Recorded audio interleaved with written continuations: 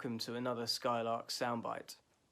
For those of you that know me, you'll know that I love coffee, just a little bit. And some have even called me a coffee snob.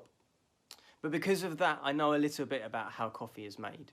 And to make a great espresso, you have to force water through coffee grounds at a high pressure, approximately 4 times the amount of pressure that you would put into your car tyre.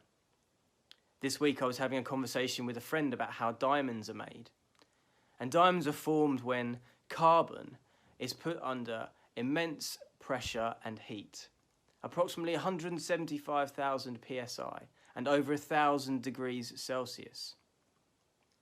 We find ourselves in a situation at the moment where we are all facing some sort of pressure.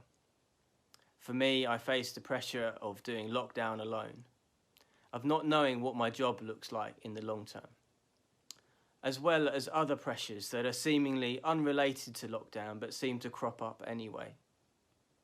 The last couple of weeks have been especially tough for me, feeling like I've been taking hits from every side.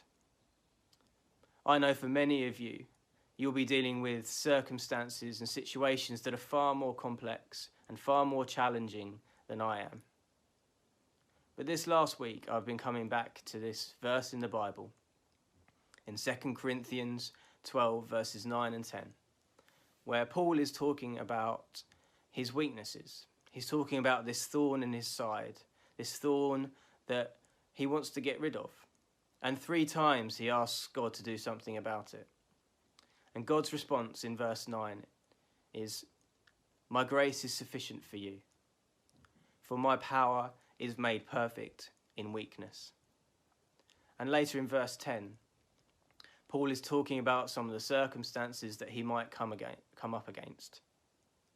And he says, "For when I am weak, then I am strong."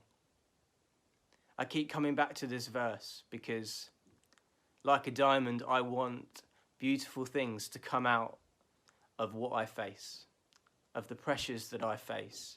I find hope in knowing that when I am weak, then I am strong. I don't know where you're at this week. I don't know what you're facing. But my prayer is that you know that His grace is sufficient for you and that His power is made perfect in weakness.